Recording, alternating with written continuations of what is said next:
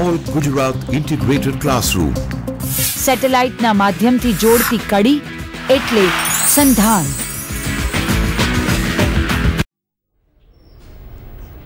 નમસ્તે બહેનો. આજે આપણે ઇમ્યુનિટી એન્ડ કોમ્યુનિકેબલ ડિઝીઝીસ એટલે કે રોગ પ્રતિરક્ષા અને ચેપી રોગો એ અંગે આપણે માહિતી મેળવવાની છે. મારી સાથે સ્ટુડિયોમાં સંધ્યાબેન પરીખ ઉપસ્થિત છે. Sandhyaben Parikh MVM science and home science college રાજકોટના જનરલ સાયન્સ વિભાગના હેડ છે અને હું ડૉક્ટર ગીરા માંકડ, હું પણ MVM science and home science કોલેજની વ્યાખ્યાતા છું. તો સૌથી પહેલાં રોગ પ્રતિરક્ષા એના વિશે આપણે થોડી માહિતી મેળવશું. રોગ પ્રતિરક્ષા એટલે કે ઇમ્યુનિટી, તો એ શું છે? સંધ્યાબેન એના વિશે થોડી માહિતી આપશે. હા, વિદ્યાર્થી મિત્રો, આપણે જાણીએ છીએ કે કોઈ પણ વખતે જ્યારે કંઈ પણ રોગ લાગુ પડે ત્યારે આપણે કહીએ છીએ, અથવા તો રોગચાળો હોય ત્યારે કહીએ છીએ કે અમુક વ્યક્તિની જે રોગ, એના શરીરમાં રોગ ઓછા ઉત્પન્ન થાય છે, એની પ્રતિકાર શક્તિ વધારે છે, એવા શબ્દોથી આપણે પરિચિત હોઈએ છીએ.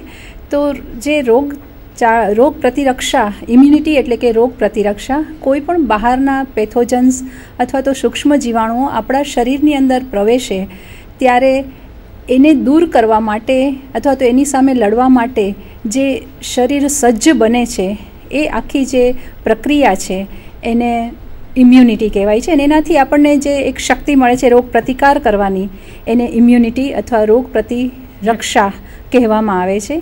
આ માટે ઘણા બધા જે સૂક્ષ્મ જીવાણુઓ હોય છે એમાં ફૂગ છે, પ્રજીવ છે, બેક્ટેરિયા છે, વાયરસ છે, આવા બધા જે સૂક્ષ્મ જીવો છે એ બધાનો સમાવેશ કરવામાં આવે છે અને આ બધાને પેથોજન્સ તરીકે ઓળખવામાં આવે છે. આ બધા જ આપણા શરીરમાં પ્રવેશે છે તો રોગ ઉત્પન્ન કરવાની ક્ષમતા ધરાવે છે. અને એની વ્યાખ્યા જોઈએ તો કોઈપણ શરીરની કોઈપણ પેથોજન્સ છે જે આપણા શરીરમાં પ્રવેશે તો એની સામે શરીરને રેઝિસ્ટ કરવાનું અથવા તો શરીર એની સામે રક્ષણ મેળવી શકે, એ જે એની શક્તિ છે એને ઇમ્યુનિટી કહેવાય છે. એટલે સંધ્યાબેન, ઇમ્યુનિટીની આપણે વાત કરી કે રોગના જીવાણુઓ સામે, રોગકારકો સામે લડવાની આપણા શરીરની જે શક્તિ છે એને આપણે રોગ પ્રતિરક્ષા કહીએ છીએ. હવે આ એક વ્યાખ્યાની દ્રષ્ટિએ જોઈએ તો એની વ્યાપક વ્યાખ્યા આપણે એવી રીતે પણ આપીએ છીએ કે આપણું શરીર છે એ કોઈ પણ ફોરેન બોડી એટલે કે બહારથી પ્રવેશતા પદાર્થો, ખાસ કરીને પ્રોટીન્સ કે જેને એન્ટીજન કહેવામાં આવે છે, એની સામે રક્ષણ મેળવવા માટે ક્ષમતા ધરાવતું હોય છે. પછી એ એન્ટીજન અથવા તો જે બહારનું પ્રોટીન છે એ બેક્ટેરિયાના સ્વરૂપમાં હોય, વાયરસના સ્વરૂપમાં હોય, કોઈ ઝેરી વિષદ્રવ્યો આપણે જેને કહીએ છીએ એવા સ્વરૂપમાં હોય. તો આ બધાની સામે જ આપણું શરીર જે રોગ અથવા તો એનો સામનો કરવાની જે શક્તિ ધરાવે છે, એ જે તંત્ર છે, રોગ પ્રતિરક્ષા તંત્ર અથવા તો એ જે પ્રણાલી છે, એ રોગ પ્રતિરક્ષા પ્રણાલી, એનો વિશે આપણે થોડી વાત કરવાના છીએ અહીંયા. મિત્રો, અહીંયા આગળ આપણે આ સ્લાઇડની અંદર જોઈ શકીએ છીએ કે ઇમ્યુનિટી અથવા તો રોગ પ્રતિરક્ષા આપણને શેની સામે મળે છે? તો કે આપણા શરીરને એ વાયરસ, બીજા સૂક્ષ્મ જીવાણુઓ, બેક્ટેરિયા, અમુક પ્રકારના વિષદ્રવ્યો અથવા તો ઇવન અમુક રસાયણો, અમુક કાર્સિનોજન કેન્સરના જે એન્ટીજન્સ છે એની સામે, અથવા તો કોઈ આપણા શરીરની જે ઇન્જર્ડ અથવા તો ડેમેજ્ડ જે ઈજા પામેલા પેશીઓ અને કોષો છે એને નાબૂદ કરવાની શક્તિ પણ આ રોગ પ્રતિકારક તંત્ર ધરાવતું હોય છે આપણા શરીરનું. અને એના કારણે જ આપણી આજુબાજુ આટલા બધા સૂક્ષ્મ જીવાણુ હોવા છતાં આપણને સહેલાઈથી રોગ થતો નથી. સંધ્યા મેડમે શરૂઆતમાં કહ્યું એમ કે રોગચાળો ફાટી નીકળે ત્યારે બધી જ વ્યક્તિઓને રોગ નથી લાગુ પડતો, બધા જ વ્યક્તિઓ રોગિષ્ઠ નથી બની જતા. એનું મુખ્ય કારણ આ જ છે કે દરેક વ્યક્તિની રોગ પ્રતિરક્ષા અથવા તો રોગ પ્રતિકાર કરવાની શક્તિ થોડી અલગ અલગ હોય છે. અને એટલા માટે જ એ રોગ પ્રતિકાર કરવાની શક્તિ શું છે, કેવી રીતે કાર્ય કરે છે આપણા શરીરમાં, એની આજે આપણે વિસ્તૃત ચર્ચા કરવાના છીએ. સંધ્યાબેન, આપણે રોગ પ્રતિકારક શક્તિની જ્યારે વાત કરીએ છીએ ત્યારે એ શક્તિ વિશે થોડીક એના લક્ષણો વિશે આપણે પહેલાં વાત કરીએ. તો સૌથી અગત્યનું એનું લક્ષણ છે કે it recognizes self versus non self. એટલે કે પોતાના શરીરની અંદર રહેલા પ્રોટીન અથવા તો એન્ટીજન્સ અને બહારથી આવતા એન્ટીજન્સને એ જુદા પાડી શકે છે, ઓળખી શકે છે અને એ પ્રમાણે એ રિસ્પોન્ડ કરે છે, એટલે કે સામે એક રક્ષણાત્મક પ્રતિક્રિયા દર્શાવે છે. તો એ રીતે એક બહુ જ અગત્યનું કાર્ય છે કે બહારથી આવતા પ્રોટીન્સ એન્ટીજન્સની સામે આપણને રક્ષણ આપવાનું કાર્ય કરે છે. બીજું એક મહત્વનું કાર્ય છે કે એ મેમરી એટલે કે સ્મૃતિ ધરાવે છે. જેવી રીતે આપણે વાત કરીએ છીએ કોમ્પ્યુટરની ભાષામાં આપણને મેમરી એટલે શું એ ખબર છે, તો એવી જ મેમરી આપણું શરીર પણ ધરાવે છે. કોના વિરુદ્ધ? તો કે રોગકારકો વિરુદ્ધ. એક વખત જો રોગકારક શરીરમાં દાખલ થાય એન્ટીજન સ્વરૂપે, પ્રતિજન સ્વરૂપે, તો આપણું શરીર છે એને એ મેમરી ધરાવતું હોય છે, એટલે સ્મૃતિમાં ફીડ થઈ જાય છે એને. પછી બીજી જ વખત જ્યારે આવે છે એવા જ દ્રવ્યો જો આપણા શરીરમાં પ્રવેશે દાખલ થાય તો એને ઓળખી લે છે ને ત્યારે પછી આપણા શરીરમાં ઇમ્યુનિટી વધારે ડેવલપ થઈ ગઈ હોય છે, એટલે એનો સામનો વધારે સારી રીતે કરી શકે છે. જાતનું સ્વરક્ષણ થાય છે, સેલ્ફ ડિફેન્સ છે. એટલે કે એક વખત જો શરીરની અંદર એ પ્રતિજન દાખલ થયો તો પછી આપણું શરીર એને યાદ રાખે છે અને બીજી વખત એ પ્રતિજન જ્યારે દાખલ થાય ત્યારે વધારે સારી રીતે ઇમ્યુન રિસ્પોન્સ આપે છે. તો એક મેમરી ધરાવવાનું પણ કાર્ય કરતા હોય છે. અને આપણી આજુબાજુના મેં કહ્યું એમ કે ઘણા બધા સૂક્ષ્મ જીવાણુઓ છે અથવા ઘણા બધા રસાયણો છે, એની સામે આપણને રક્ષણાત્મક આવરણ આપવાનું અથવા તો રક્ષણ કરવાનું કાર્ય પણ આ રોગ પ્રતિરક્ષા કરતી હોય છે. હીરાબેન, એ પણ છે કે ઇમ્યુનિટી જે છે અથવા તો પ્રતિરક્ષા છે એ ચોક્કસ હોય છે, સ્પેસિફિક હોય છે. એટલે કે એક રોગ સામે જે આપણને પ્રતિરક્ષા મળે એ પછી બીજા રોગ સામે આપણને પ્રતિરક્ષા એને એન્ટીબોડી આપતા નથી. એટલે દરેકની સ્પેસિફિક હોય છે, દરેક રોગની. બરોબર, સાચી વાત છે. અને એ રોગ પ્રતિરક્ષા આપવા માટેના જે મુખ્ય ઘટકો છે લિમ્ફોસાઇટ્સ અને એન્ટીબોડીઝ, એના વિશે પણ આપણે આગળ વિસ્તૃત ચર્ચા કરીશું. પછી હવે રોગ પ્રતિરક્ષાની આપણે જ્યારે વાત કરીએ છીએ ત્યારે એનું વર્ગીકરણ કેવી રીતે કરવામાં આવે છે, તો સંધ્યાબેન એના વિશે આપણે થોડી વાત કરશો. એટલે ઇમ્યુન સિસ્ટમની અંદર એના બે ભાગમાં એને વર્ગીકૃત કરવામાં આવે છે. એક છે ઇન્નેટ એટલે કે જન્મજાત જે આપણને પ્રતિરક્ષા મળે છે, અને એક બીજું એક્વાયર્ડ ઇમ્યુનિટી એટલે જે આપણે મેળવીએ છીએ સ્પેસિફિક પોતાના જીવનકાળ દરમિયાન વ્યક્તિ જે મેળવતી હોય. નોન સ્પેસિફિક એટલે કે આપણને માતા તરફથી જન્મજાત જે મળેલું હોય છે આપણા શરીરમાં, એ ઇન્નેટ છે. અને એક્વાયર્ડ છે એ આપણે બે રીતે પ્રાપ્ત થતી હોય છે. એક તો આપણે વેક્સિન દ્વારા ઘણીવાર મેળવતા હોઈએ છીએ તે, અને બીજું કે કોઈ પણ રોગના જીવાણુઓ સામે આપણે બહુ જ ઓછી માત્રામાં એક્સપોઝ થતા હોઈએ ત્યારે આપણા શરીરમાં એ ઉત્પન્ન થાય છે, તો એ એક્વાયર્ડ ઇમ્યુનિટી કહેવાય છે. બરાબર. તો આ જે રોગ પ્રતિરક્ષા આપણા શરીરમાં જે ઉત્પન્ન થાય છે એ મુખ્યત્વે આપણું જે રોગ પ્રતિરક્ષા માટેનું તંત્ર છે, જેમ શ્વસન તંત્ર છે, પાચન તંત્ર છે, એવી જ રીતે આપણા શરીરની અંદર ઇમ્યુન સિસ્ટમ આવેલી હોય છે. રોગ પ્રતિરક્ષા માટેનું જે તંત્ર આવેલું છે, ખાસ પ્રકારના વિશિષ્ટ અવયવો, ઓર્ગન્સ આવેલા હોય છે, તો એના વિશે થોડી માહિતી આપણે આપીએ બહેનોને. હા, એટલે કે આપણા શરીરની અંદર રેટિક્યુલર એન્ડોથેલિયલ સિસ્ટમ આવેલી હોય છે. એ સિસ્ટમ અને સાથે WBC એટલે કે શ્વેત કણો છે, પછી ફેગોસાઇટ્સ છે, લિમ્ફોસાઇટ્સ છે, અસ્થિ મજ્જા છે, લસિકા ગ્રંથિઓ છે. લસિકા ગ્રંથિઓની અંદર આપણે કહીએ તો ટોન્સિલ, જેને આપણે કાકડાથી ઓળખીએ છીએ, થાઇમસ ગ્રંથિ છે અને બરોળ છે. આ બધા જ અવયવો છે તે બધા ભેગા મળી અને ઇમ્યુન સિસ્ટમની રચના કરે છે. આ સ્લાઇડની અંદર બતાવેલું છે કે આપણા શરીરની અંદર આખું એક જાળાની મારફત આ એક સિસ્ટમ પ્રસરેલી છે. એમાં અસ્થિ મજ્જા પણ, એટલે કે અસ્થિ બતાવ્યા છે, પગનું જે ફીમર બોન છે એની અંદર અસ્થિ મજ્જા બતાવ્યું છે, સ્પ્લીન બતાવ્યું છે, થાઇમસ ગ્લેન્ડ બતાવી છે, અને બધી લસિકા ગ્રંથિઓ પણ બતાવેલી છે. લસિકા વાહિનીઓ જે લસિકાનું વહન કરે છે એ બતાવેલી છે. અને ખાસ કરીને લિમ્ફ નોડ્સ, હા, કે જે અમુક પ્રદેશોમાં ચોક્કસ, દાખલા તરીકે બગલની અંદર કોઈ પણ ઈજા જો આપણા હાથમાં થઈ હોય અને ત્યાં ઇન્ફેક્શન કે ચેપ હોય છે તો બગલની અંદર રહેલી જે લિમ્ફ નોડ છે એક્ઝિલરી, એમાં સોજો આવે છે. એટલે કે જે જગ્યાએ ઈજા થઈ હોય એના નજીકના ભાગની જે ગ્રંથિ હોય છે એની અંદર એક સોજો આવે છે અથવા તો ઇન્ફ્લામેશન થતું જોવા મળે છે. એનો મતલબ એ છે કે આપણું ઇમ્યુન સિસ્ટમ એ સામે કાર્યરત થયું છે. એટલે કે સૈનિક જેવું કાર્ય છે.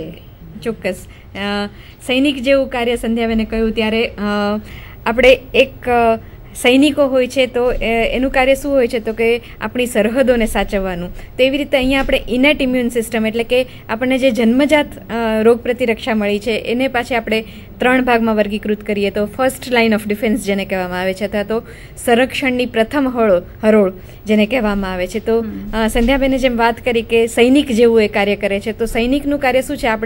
આપણા દેશના સૈનિકોનું કાર્ય શું છે? તો કે આપણી બાઉન્ડ્રીઝની રક્ષા કરવાની, સરહદોની રક્ષા કરવાની. મીરાબેન, એવું હોય છે ને કે જે રીતે આપણે કહીએ કે આપણું આખું સુરક્ષા તંત્ર જે હોય છે કે first line, second line, third line, એટલે એમાં જ્યારે એટેક થતા હોય છે ત્યારે બી ફર્સ્ટ, સેકન્ડ, થર્ડ લાઇનના અટેક એમ આપણે કહીએ છીએ. એમ અહીંયા પણ ફર્સ્ટ લાઇન ડિફેન્સ જે છે પહેલી હરોળની, એ પહેલી હરોળની જે આખી સિસ્ટમ છે એની અંદર બાહ્ય ત્વચા એક આવરણ સ્વરૂપે છે, એટલે કે બહારના રોગના જે જંતુઓ હોય છે આપણા શરીરમાં, એટલે કે પેથોજન્સ પ્રવેશી ન શકે એટલા માટે જે ફિઝિકલ અને કેમિકલ, ભૌતિક અને રાસાયણિક જે બેરિયર્સ છે એમાં ચામડી સૌથી પહેલાં છે કે એ આપણા શરીરને એક આવરણ સ્વરૂપે આખા શરીર ઉપર હોય છે, એટલે બહારના પેથોજન્સને અંદર પ્રવેશવા નથી દેતી. એવી જ રીતે ચામડી ઉપર જે પરસેવો અને પ્રસ્વેદ ગ્રંથિઓ હોય છે એની અંદર પણ એટલે કે એક પ્રવાહી સ્વરૂપે જે પરસેવો જે નીકળે છે એ પણ ચોક્કસ પ્રકારના પેથોજન્સને એનો નાશ કરી દેતું હોય છે. ત્યારબાદ અશ્રુ, એટલે કે આંખમાંથી જે અશ્રુ વહે છે એની અંદર એક વિશિષ્ટ પ્રકારના અંગિકાઓ એટલે કે લાઇસોઝોમ હોય છે, અને લાઇસોઝોમની અંદર પાચન એટલે કે કોઈ પણ વસ્તુનું પાચન કરે એવા ઉત્સેચકો હોય છે. એટલે આ ઉત્સેચકો એન્ટીજનને એકદમ નિષ્ક્રિય બનાવી દે છે.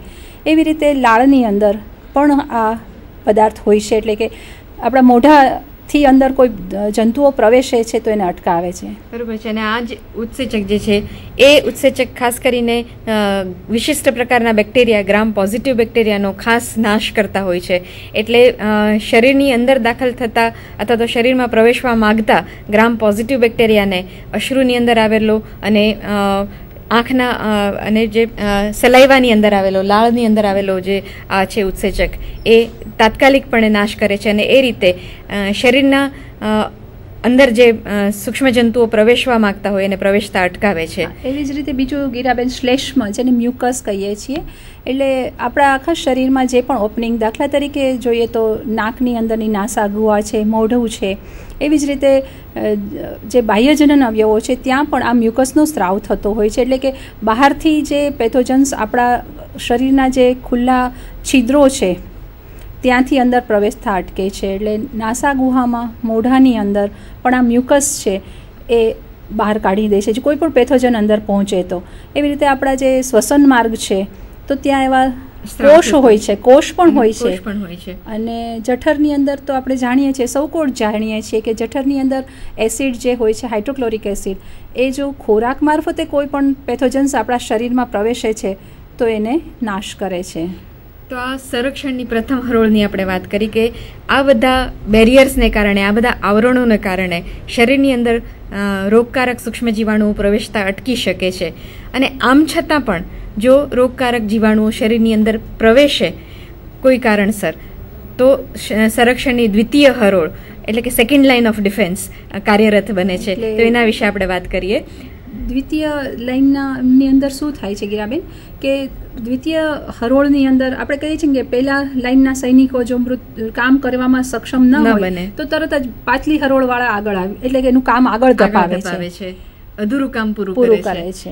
તો અહીંયા આગળ એ જ રીતે સેકન્ડ લાઇન ઓફ ડિફેન્સમાં સૌથી અગત્યનું છે ઇન્ફ્લામેશન અથવા તો સોજો આવવો, કે જ્યારે ચામડીનું જે આવરણ છે એ આવરણ કોઈ કારણસર તૂટી જાય, એમાં ઘા પડે, કાપો પડે, તો એવા સંજોગોની અંદર જો ત્યાંથી સૂક્ષ્મ જીવાણુ અંદર દાખલ થતું હોય તો આ સેકન્ડ લાઇન ઓફ ડિફેન્સ અગત્યની ભૂમિકા ભજવે છે. અને એ જે કાપો પડેલો ભાગ હોય, ઘા પડેલો ભાગ હોય, ચામડીની અંદર જે પણ ઈજા થઈ છે એ ત્યાં આગળ એ ભાગ ઉપર ઇન્ફ્લેમેશન અથવા તો સોજો ઉત્પન્ન થાય છે. સોજાની અંદર કઈ ઘટના બને છે? તો સૌથી પહેલાં તો ત્યાં આગળ રેડનેસ એટલે કે લાલાશ આવે છે. લાલાશ શું કામ આવે છે? તો કે ત્યાં આગળ આવેલી જે નાની નાની રુધિર કેશિકાઓ હોય છે ત્યાં આગળ એ રુધિર કેશિકાઓ પહેલાં તો તૂટે છે, અને એ તૂટવાને કારણે વિસ્તૃત અને આજુબાજુની કેશિકાઓ છે વિસ્તૃત પામે છે. અમુક પ્રકારના એવા રસાયણો ઉત્પન્ન થાય છે કે જે બીજી કેશિકાઓનું ડાયલેશન કરે છે, અને એ ડાયલેશનને કારણે ત્યાં રુધિરનો પ્રવાહ વધે છે, વધી જાય છે, એટલે રેડનેસ આવે છે. સાથે સાથે લોકલાઇઝ્ડ હીટિંગ થાય છે, એટલે કે એ જે ભાગ છે ત્યાં થોડોક ગરમાવો ઉત્પન્ન થાય છે, કારણ કે રુધિરનું પરિભ્રમણ ત્યાં આગળ વધી જાય છે.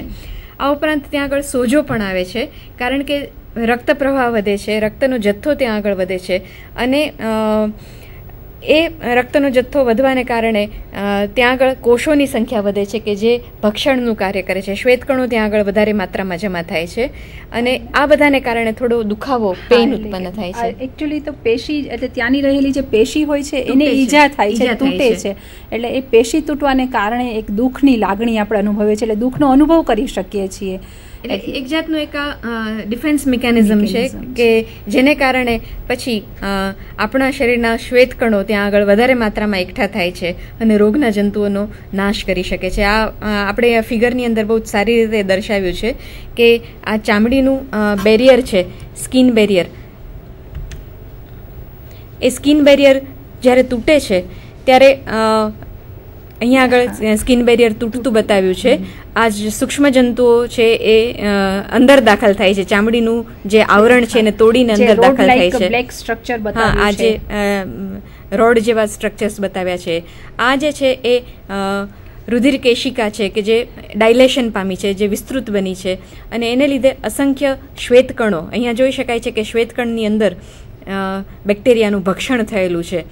ફેગોસાઇટોસિસની જે ક્રિયા જેને કહેવામાં આવે છે, આપણે આગળ સમજાવશું કે કેવી રીતે થાય છે એ પણ આવશે આપણે. ચોક્કસ. એટલે આ એક સ્લાઇડની અંદર આપણે બતાવવામાં પ્રયત્ન કર્યો છે કે સેકન્ડરી લાઇન ઓફ ડિફેન્સ કેવી રીતે કાર્યરત હોય છે.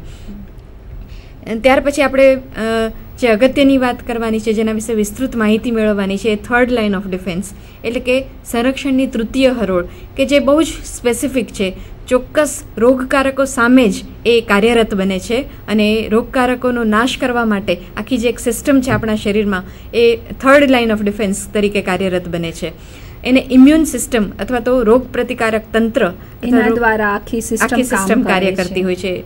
તો એટલે કે એમાં અહીંયા શું થાય છે કે જો સેકન્ડ લાઇન ઓફ ડિફેન્સ જ્યારે કે એટલે સેકન્ડ લાઇન ડિફેન્સ જો કામ પૂરું એટલે સક્ષમ નથી એના સામે કામ કરવા માટે, તો અથવા તો ચેપની માત્રા વધુ છે શરીરમાં, રોગકારકોની સંખ્યા એટલી બધી વધારે હોય છે કે પ્રથમ બે હરોળ એમાં કામ કરી શકતી નથી થઈ શકતી, અથવા તો રોગકારકો એવું કોઈ વિશિષ્ટ લક્ષણ ધરાવતા હોય, દાખલા તરીકે એની પાસે કોઈ એવો ઉત્સેચક છે, કોઈ એવા પ્રકારના એન્ટીજન્સ છે કે જે સંરક્ષણની આ બંને હરોળ, પ્રાથમિક હરોળ અને દ્વિતીય હરોળ, એ બંનેને ભેદી અને અંદર દાખલ થઈ શકે, તો પછી સંરક્ષણની આ તૃતીય હરોળ, ખાસ કરીને રુધિરની અંદર એની ઉપસ્થિતિ જોવા મળે છે. તો એ થર્ડ લાઇન ઓફ ડિફેન્સની આપણે વાત કરવાની છે.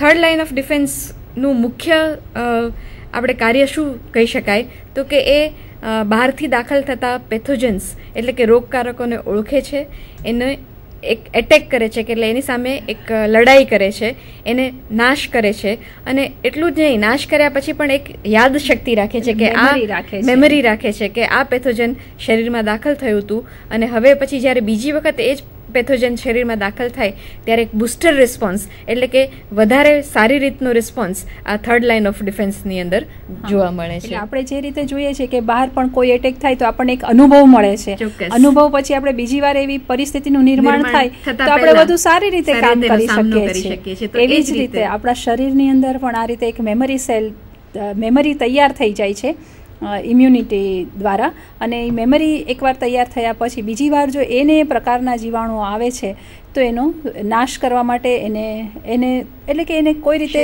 નિષ્ક્રિય કરવા માટે શરીર વધુ સારી રીતે કામ કરે છે. તો અહીંયા આપણે એક વર્ગીકરણ બતાવ્યું છે કે એક્વાયર્ડ ઇમ્યુનિટી કેવી રીતે કાર્યરત હોય છે.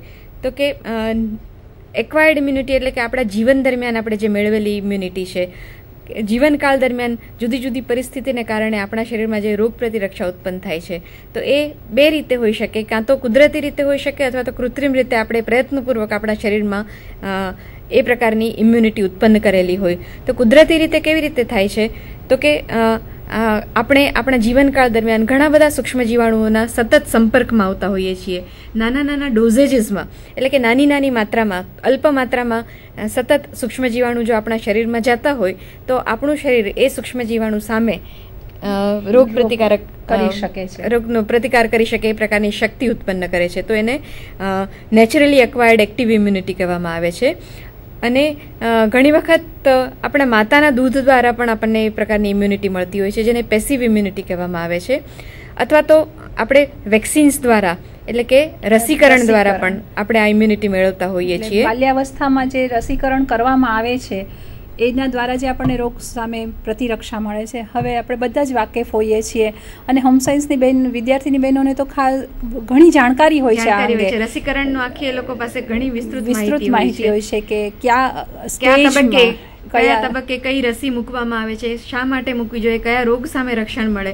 તો એ રસી મૂકવાનો મૂળભૂત હેતુ એ જ છે કે આપણે સૂક્ષ્મ જીવાણુને પ્રયત્નપૂર્વક આપણા શરીરમાં દાખલ કરીએ છીએ, જેને કારણે એક રિકગ્નિશન ઉત્પન્ન થાય છે, એક જાણકારી ઉત્પન્ન થાય છે. આપણું શરીર એ સૂક્ષ્મ જીવાણુ સામે થોડી માત્રામાં રોગ પ્રતિકારક દ્રવ્ય બનાવે છે અને ફરી વખત જો જીવનકાળ દરમિયાન આ જ રોગના જીવાણુઓ શરીરમાં દાખલ થાય તો શરીર એનો બહુ જ સારી રીતે સામનો કરી શકે છે. એટલે રોગ તીવ્રતાથી નથી થતો, થાય તો પણ તીવ્રતાથી નથી થતો, મોટે ભાગે થતો જ નથી, પણ થાય તો પણ બહુ તીવ્રતાથી નથી થતો. એટલે વેક્સિનેશન દ્વારા પણ આપણને એક એક્ટિવ ઇમ્યુનિટી મળે છે, સક્રિય પ્રકારની રોગ પ્રતિરક્ષા મળે છે. અને કોઈ વિકટ પરિસ્થિતિમાં અમુક ચોક્કસ પ્રકારના રોગોમાં આપણે એન્ટીબોડીઝ શરીરમાં દાખલ કરી અને પણ રોગ પ્રતિકારક શક્તિ મેળવી શકીએ છીએ. આના વિશે આપણે થોડી વિસ્તૃત વાત હવે પછીના સ્લાઇડ્સમાં કરીશું. ફરી આ જ વસ્તુ અહીંયા કહી છે કે એક્ટિવ ઇમ્યુનિટી અને પેસિવ ઇમ્યુનિટી. હવે એક્ટિવ ઇમ્યુનિટી અથવા તો સક્રિય રોગ પ્રતિરક્ષા કોને કહે છે? તો કે જ્યારે શરીરમાં એન્ટીજન અથવા તો પ્રતિજન દાખલ થાય છે. પ્રતિજન એટલે એવું પ્રોટીન કે જે સૂક્ષ્મ જીવાણુ ઉપર આવેલું હોઈ શકે, કોઈ વિષદ્રવ્ય ઉપર આવેલું હોઈ શકે, જે આપણા શરીરમાં નથી, આપણા શરીરની બહારનું છે એવું કોઈ પણ પ્રોટીન એન્ટીજન તરીકે કાર્ય કરી શકે છે.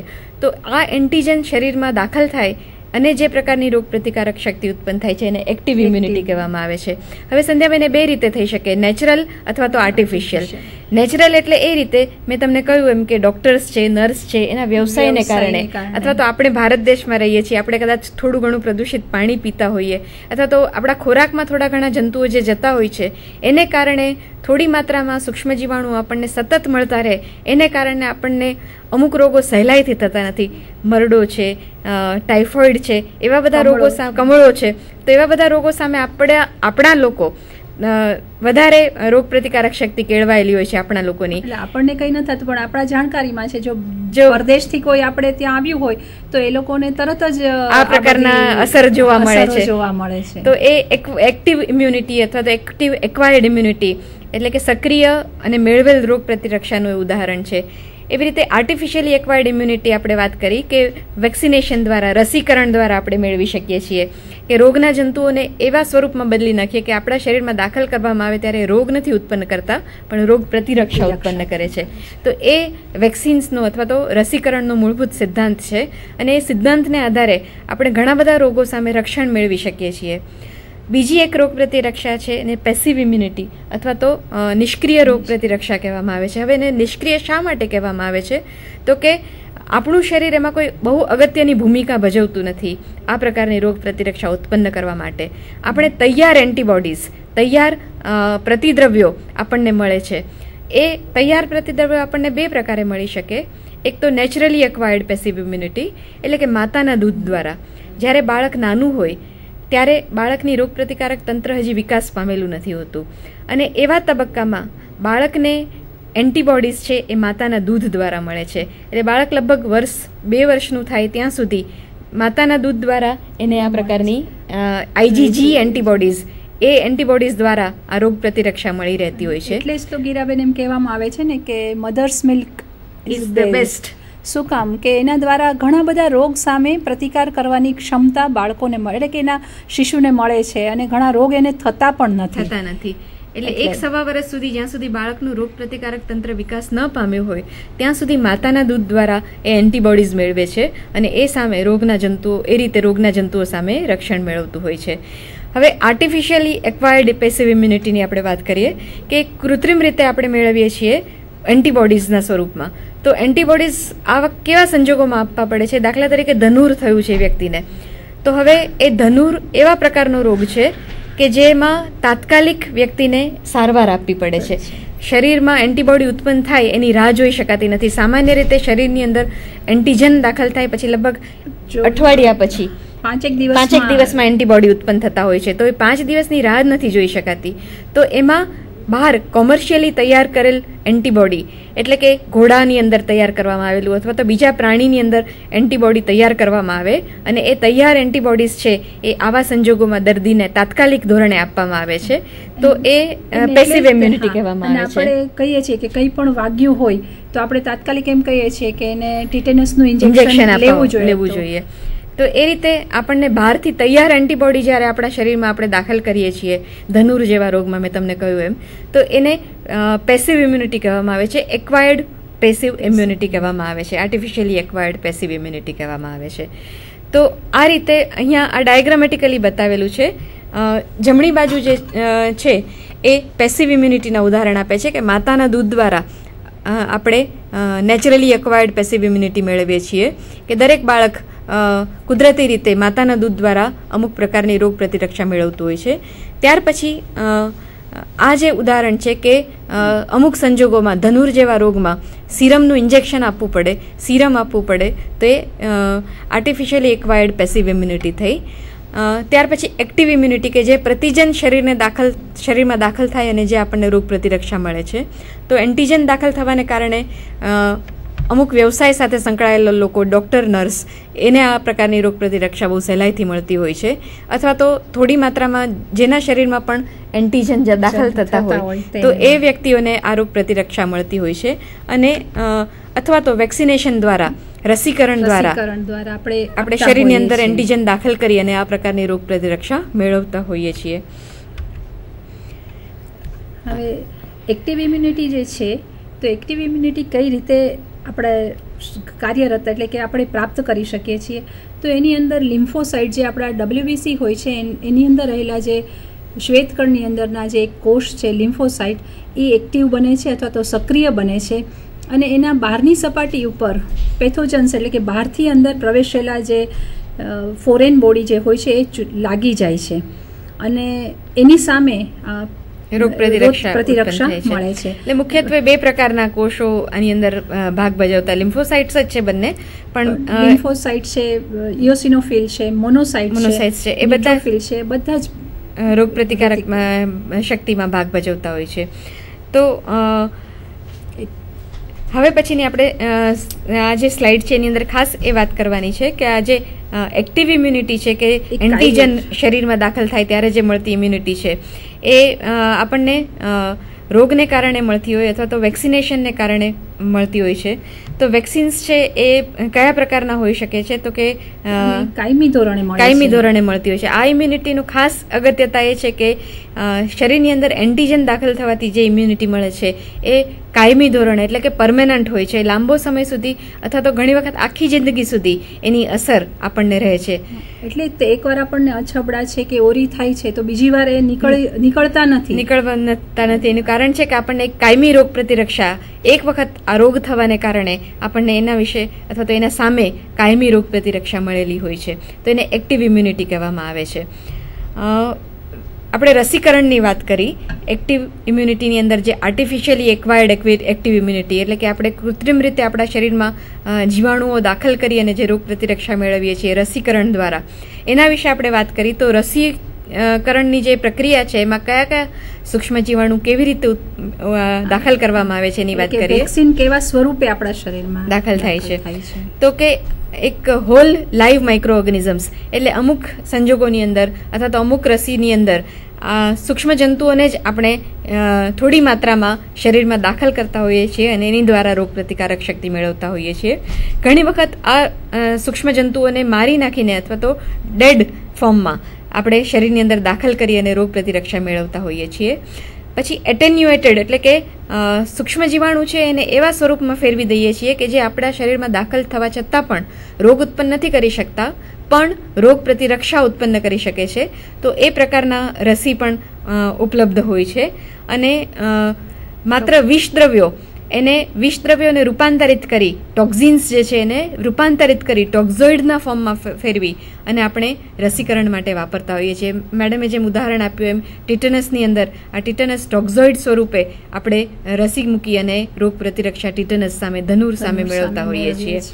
હવે harmless antigen, preparation of harmless antigens, આ એક નવો કોન્સેપ્ટ છે કે આખા સૂક્ષ્મજંતુઓને દાખલ કરવાને બદલે માત્ર તેના એન્ટીજન, અને એ પણ એવા સ્વરૂપમાં કે જે માત્ર એન્ટીબોડી ઉત્પન્ન કરવા માટે જવાબદાર છે, એવા સ્વરૂપની અંદર આપણે દાખલ કરીએ છીએ.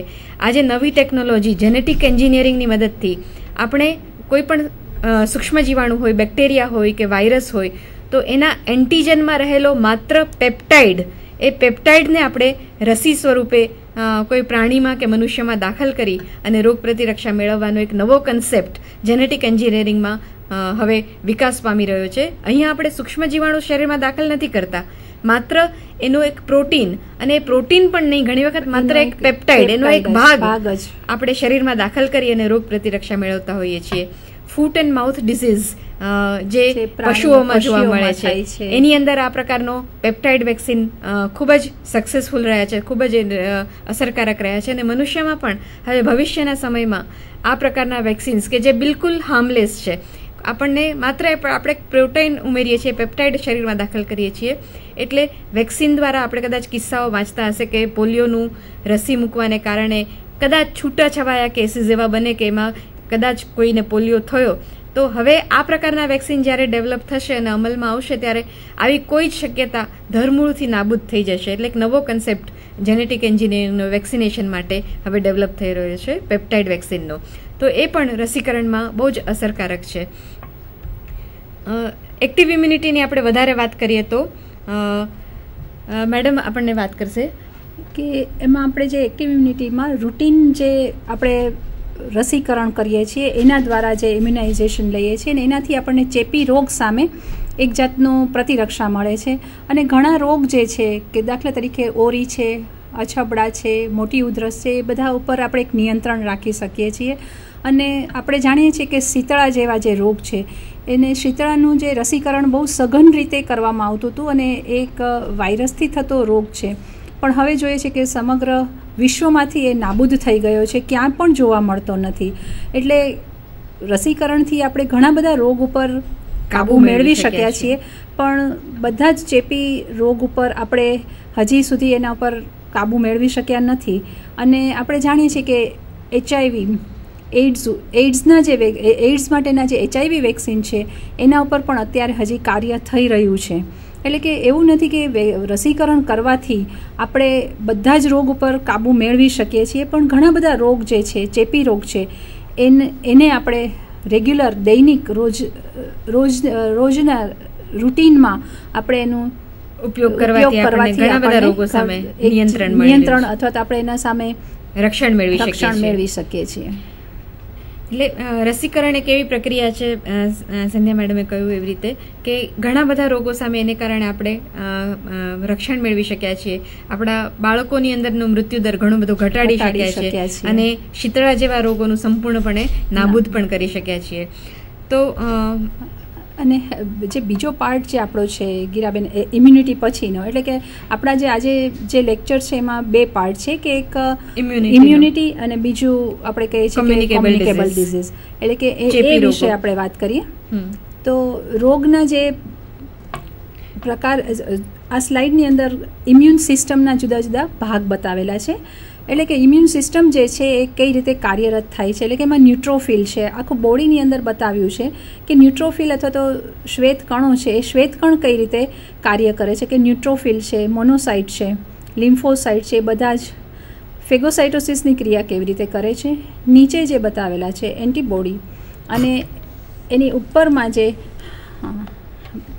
બતાવેલા છે કે જે કોષની બાહ્ય સપાટી ઉપર કોઈ પણ પેથોજન્સ આવે છે તો એ કઈ રીતે ચોંટી જાય છે, અને જે શ્વેત કણો છે એને કેવી રીતે ગળી જાય છે. હવે આ શ્વેતકણની આપણે વાત કરી તો શ્વેતકણ અથવા તો રુધિર કોષ છે એ રક્ત અસ્થિમજ્જામાં બને છે. અસ્થિમજ્જામાં બન્યા પછી જે બહાર પડે છે, તો એ કોષ જ્યારે રુધિરમાં વહે છે ત્યારે એના 3 પ્રકાર છે, શ્વેતકણ, નીચે પ્લેટલેટ્સ છે, અને રક્તકણ. તો રક્તકણની જે બાહ્ય સપાટી હોય છે એના ઉપર પણ ઘણા બધા એન્ટીજન્સ રહેલા હોય છે. અને શ્વેતકણ જે છે, શ્વેતકણમાં લિમ્ફોસાઇટ અને પોલીમોર્ફ, એ બધા જ આપણને એક જાતની ઇમ્યુનિટી આપે છે. આ બધા ઇમ્યુન સિસ્ટમના ઘટકો છે, એટલે કે ફેગોસાઇટ્સ ની અંદર પેલી સાઈડ ફેગોસાઇટ્સની અંદર ન્યુટ્રોફિલ, મેક્રોફેજ, લિમ્ફોસાઇટ છે. Next slide. એટલે કે ફેગોસાઇટ જે છે એ આપણા જીવનકાળ દરમિયાન એ આપણા અસ્થિ મજ્જામાં બને છે, અને સ્કેવેન્જર્સ છે તે માઇક્રો ઓર્ગેનિઝમ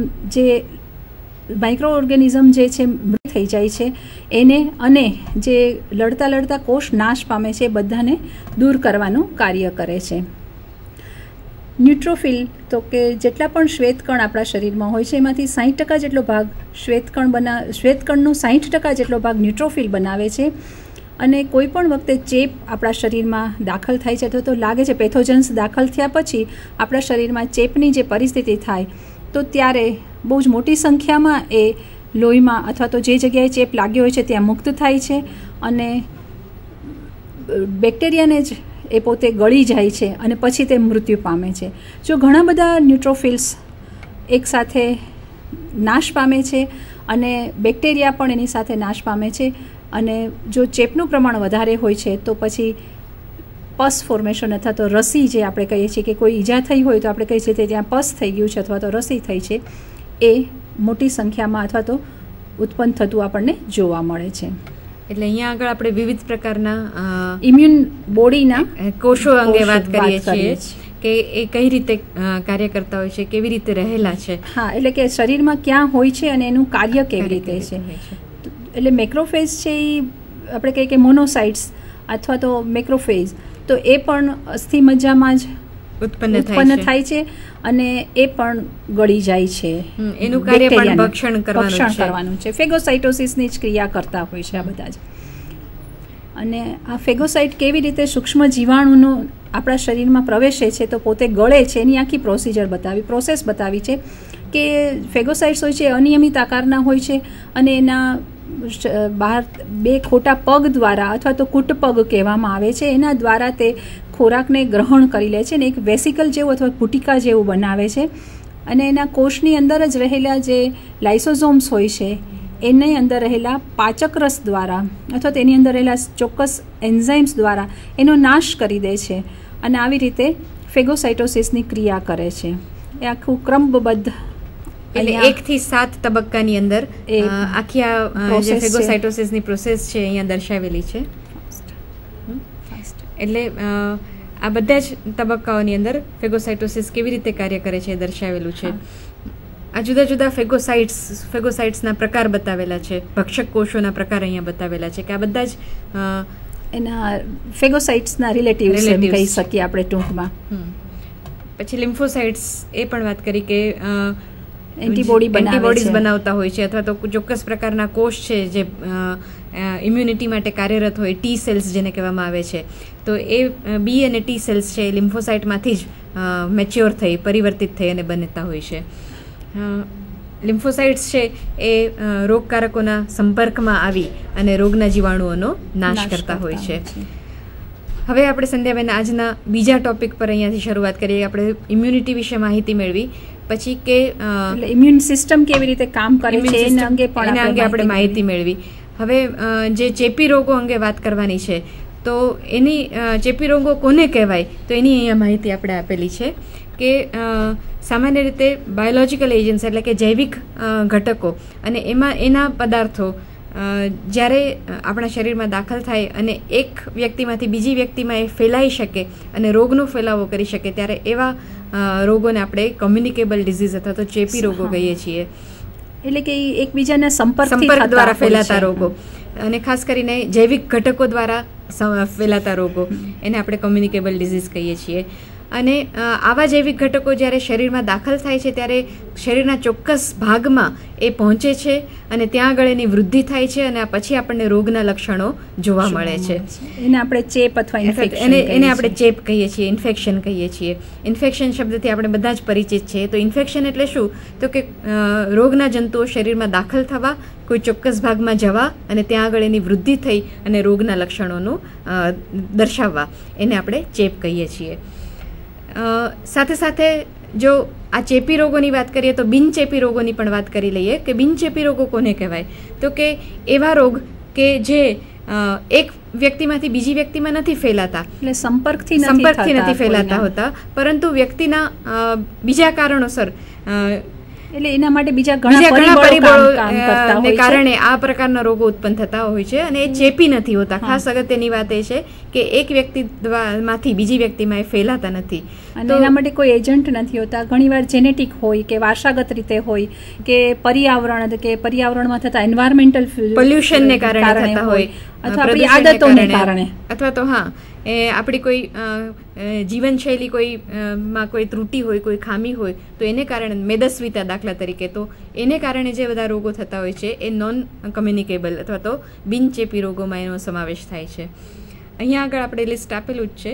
હવે એટલે કે જે રોગનું વર્ગીકરણ કરીએ છીએ એમાં આપણે એમ કહીએ છીએ કે એક્યુટ એટલે એમ કે ટૂંકા ગાળામાં આપણને જે કોઈ પણ રોગ થયો છે, દાખલા તરીકે શરદી છે કે એટલે કે એમાં પણ ફરી પાછા આપણે એક્યુટ ડિઝીઝમાં પણ બે ભાગ પાડી શકીએ કે ચેપી અને બિનચેપી. બરોબર છે. તો ચેપી જે રોગ છે એની અંદર આપણે કહી શકીએ કે ન્યુમોનિયા છે, મિઝલ્સ અથવા તો ઓરી છે, અછબડા છે, અથવા તો મોટી ઉધરસ, ગાલપચોળિયા, ટાઇફોઇડ, ઇન્ફ્લુએન્ઝા, આ બધા છે એ કોમ્યુનિકેબલ એક્યુટ ડિઝીઝ છે.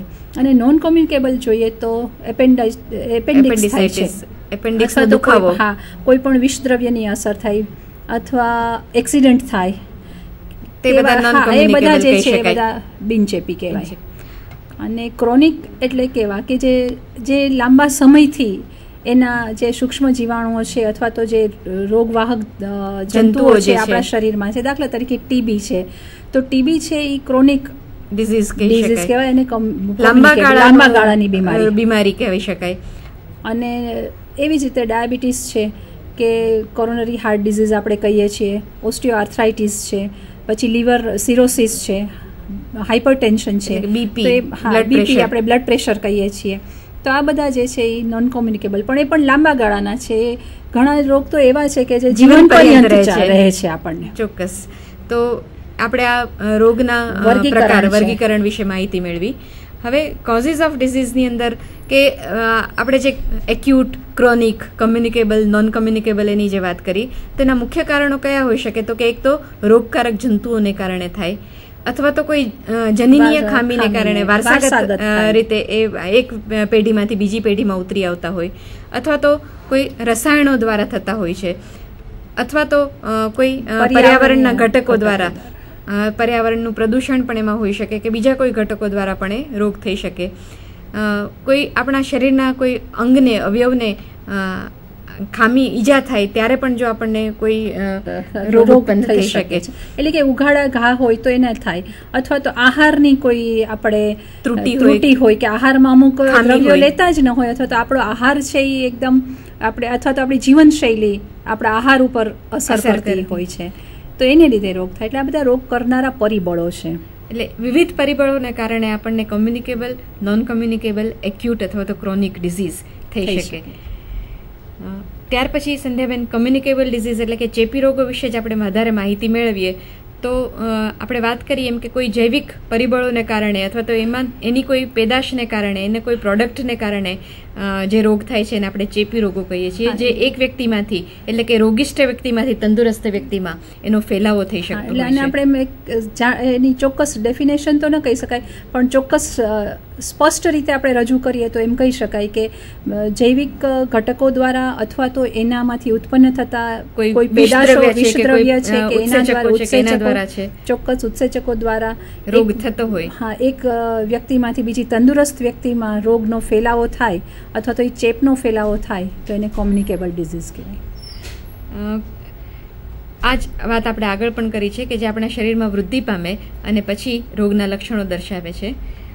હવે પેથોજેનિક ઓર્ગેનિઝમ્સ આપણે વાત કરીએ તો વાયરસ, બેક્ટેરિયા, ફૂગ, પ્રજીવો અને પ્રાણીઓ અને અમુક પ્રકારના પરોપજીવી, એની પણ આપણે વાત કરી લીધી. અને એ જ આપણા શરીરમાં રોગ ઉત્પન્ન કરે છે. સ્લાઇડમાં પણ બધા બતાવ્યા છે. બેક્ટેરિયા છે, વાયરસ છે, ફૂગ છે, નીચે બતાવ્યા છે પરોપજીવીઓ છે.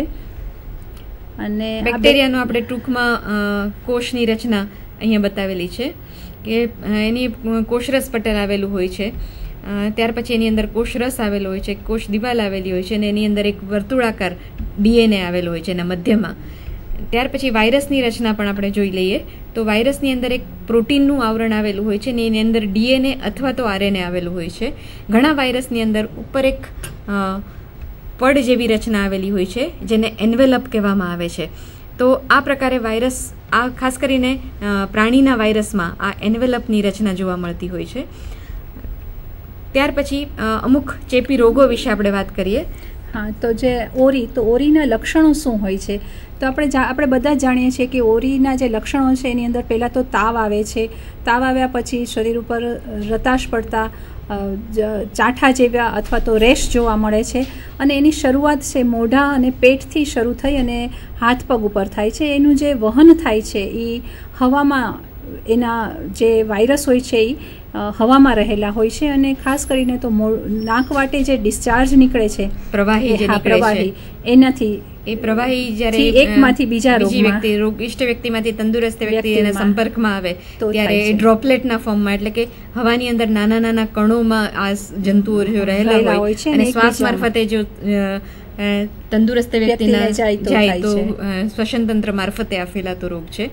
અને આમાં બતાવેલું છે કે આખા શરીર પર કેવા ચાઠા અને એના લક્ષણો કેવું દેખાય છે જ્યારે બાળકને થાય છે આ રોગ, તો કેવો દેખાય છે. અને એમાં આની સામે જ્યારે બાળક નાનું હોય છે, 8 મહિના જેટલું કે 1 વર્ષનું, ત્યાં સુધી માતા તરફથી મળેલી છે પ્રતિરક્ષા મળેલી હોય છે અને રસીકરણ દ્વારા પણ એને રોગ પ્રતિરક્ષા મેળવી શકાય છે. પછીનો બીજો રોગ જોઈએ તો અત્યારે જોવા મળતો નથી વિશ્વમાં, પણ જ્યારે હતો ત્યારે આ એક રોગ માતાના કોપ તરીકે અથવા તો એનાથી ઘણા માણસો એક હાહાકાર થતો હતો અને મૃત્યુ થતું હતું. એની અંદર નાના નાના સ્પોટ અથવા તો પુટિકા જેવું થાય છે ને એમાં પસ ભરાતું હતું અને આંખ ઉપર તો એટલા બધા આંખની અંદર ને બહાર થતા હતા કે આંખ એની ચોટી જતી હતી અને આંખ ખુલી શકતી નહોતી. એવી શીતળામાં અથવા તો સ્મોલ પોક્સમાં ઘટના બનતી હતી અને આખા શરીર ઉપર દાણા દાણા પસ ભરેલા દાણા જેવી રચનાઓ અથવા તો પુટિકાઓ જોવા મળતી હતી. ત્રીજો જે રોગ છે ગીરાબેન, એ આપણે કહે છે અછબડા તરીકે ઓળખીએ છીએ અને એ પણ ડાયરેક્ટ એકબીજાના કોન્ટેક્ટથી થાય છે અથવા તો એટલે કે એક રોગિષ્ટ વ્યક્તિ હોય એને થયું હોય અને એની સાથે સંપર્કમાં જે પણ આવે એને થતું હોય છે અને એ એટલે કે સંપર્કથી થાય છે. અને બીજું છે કે એના જે નાના નાના જે ડ્રોપલેટ્સ હોય છે, રેસ્પિરેટરી ડ્રોપલેટ્સ, એનાથી થાય છે. અને 1-2 દિવસ તાવ આવે છે અને પછી આ પુટિકાઓ દેખાય, એટલે કે પહેલાં રેશ થાય અને પછી આ પુટિકાઓ દેખાવાની શરૂઆત થાય છે. ત્રીજો જે છે એવી જ રીતે ગાલપચોળિયાનો જે રોગ છે, એ જે લાળ ગ્રંથિ હોય છે, ખાસ કરીને મોઢાની અંદર જડબાની અંદર આવેલી હોય છે. આ લાળ ગ્રંથિ જે છે એને પેરોટિડ ગ્લેન્ડ્સ કહે છે, એટલે કે બંને બાજુએ હોય છે, આપણા ડાબી ને જમણી બાજુ, એમાંથી કોઈ પણ એક લાળ ગ્રંથિને પણ સોજો આવે અથવા તો બંનેને આવે અને એમાં પણ તાવ આવે છે, માથું દુખે છે અને એવા લક્ષણો જોવા મળે અને એ લાળ ગ્રંથિમાં સોજો ખૂબ આવી જાય છે. અને આ બતાવ્યું છે સ્લાઇડમાં કે એક બાજુ સોજો આવે કે બંને બાજુ આવે કે એનું ગલોફું જે છે અથવા તો ગાલ છે એ એટલું બધું સોજી જાય છે કે એના ગળા સુધી એ નીચે આવી જાય છે, એટલે કે આખું નેક સુધી એ આવરી લે છે. ત્યાર પછીનો સંધ્યાબેન રોગ, આપણે ચામડીનો રોગની વાત કરીએ છીએ કે સ્કેબિસ, જેને ખસ તરીકે પણ ઓળખવામાં આવે છે, એ ચામડીના સીધા સંપર્કમાં આવે વ્યક્તિ એક રોગિષ્ટ વ્યક્તિના ત્યારે ફેલાતો રોગ છે. એક ખાસ પ્રકારના કીટક દ્વારા અથવા તો નાના જંતુ દ્વારા, માઇટ્સ જેને કહેવામાં આવે છે, જેને એના દ્વારા ફેલાતો રોગ છે. આપણે જે માથામાં જે જૂ થાય છે એ જ ટાઈપની આ માઇટ્સ હોય છે. ગીરાબેન આગલી સ્લાઇડ બતાવશો? તો એમાં બતાવેલું છે કે એવી માઇટ્સ જે છે, બ્લેક એન્ડ વ્હાઇટમાં એનું પિક્ચર છે અને બાજુમાં બતાવ્યું છે કે એ માઇટ્સ હોય છે એ ચામડીની નીચે દાખલ થાય છે અને ચામડીની નીચે એના ઈંડા મૂકે છે અને એ ઈંડામાંથી નવા માઇટ્સ આવી બને છે અને એ માઇટ્સ જે જગ્યાએ લાગે છે, અને આ રોગ છે ખાસ કરીને 2 આંગળા વચ્ચે છે અથવા તો જ્યાં સાંધા હોય છે, એટલે કે કાંડા પાસે છે, આપણા એલ્બોમાં જોવા મળે છે, બગલમાં જોવા મળે છે, એટલે કે જે જગ્યાએ અથવા તો પ્રજનન બાહ્ય જનન, ચામડીના ફોલ્ડ આવેલા હોય ત્યાં જોવા મળે. અને એ કેવું હોય છે કે એ જે એની જે આપણને જે ચેપ લાગે છે એ વર્તુળ આકારે એવા ભાગ જોવા મળે છે. ત્રીજું જે નેક્સ્ટ જે છે એ આપણે જાણીએ છીએ કે કંજક્ટિવાઇટિસ. અત્યારે બહુ જ જોવા મળે છે. આપણે અખિયા મિલા કે એવો રોગ કહીએ છીએ. આપણે એવું માનીએ છીએ કે આંખ એ કોઈને રોગ થયો હોય એની સામે જોઈએ તો રોગ થાય, એવું નથી. એકચ્યુઅલી વાયરલ છે અથવા તો બેક્ટેરિયલ છે અને એકદમ આંખ લાલ થઈ જાય છે અથવા તો ખૂબ જળ આવે છે. અને એનું વહન કેવી રીતે થાય છે તો કે આંખમાંથી જે ડિસ્ચાર્જ નીકળે છે અથવા તો નાકમાંથી જે નીકળે છે ડિસ્ચાર્જ, એના સંપર્કમાં કોઈ આવે છે. એટલે કે કોઈનો રૂમાલ હોય, એ રૂમાલને આપણે અડીએ રોગિષ્ટ વ્યક્તિનો, અને આપણા આંખને જો એ હાથ અડી જાય તો કંજક્ટિવાઇટિસ થાય. બેક્ટેરિયા અથવા તો વાયરસ બંને દ્વારા ફેલાતો હોય છે. અને એમાં આંખ છે, એમાં આંખમાં જે રુધિર વાહિનીઓ હોય છે એ રુધિર વાહિનીઓ એકદમ સોજી જાય છે અને આંખમાંથી એકદમ લાલાશ પડતું આપણને એમ થાય છે કે આંખમાં આટલું બધું લોહી કેવી રીતે ધસી આવ્યું છે. ચળ પણ બહુ જ આવે છે, વોટરી ડિસ્ચાર્જ પણ બહુ થાય છે. તો સંધ્યાબેન, આ સાથે જ આપણે બહેનોને થોડા સમયની અંદર ઉદાહરણ સાથે ચેપી રોગો અંગે સમજાવવાનો પ્રયત્ન કર્યો છે. આશા છે કે તેમને આ આપણું વ્યાખ્યાન ખૂબ જ ઉપયોગી થશે. Thank you very much. Thank you.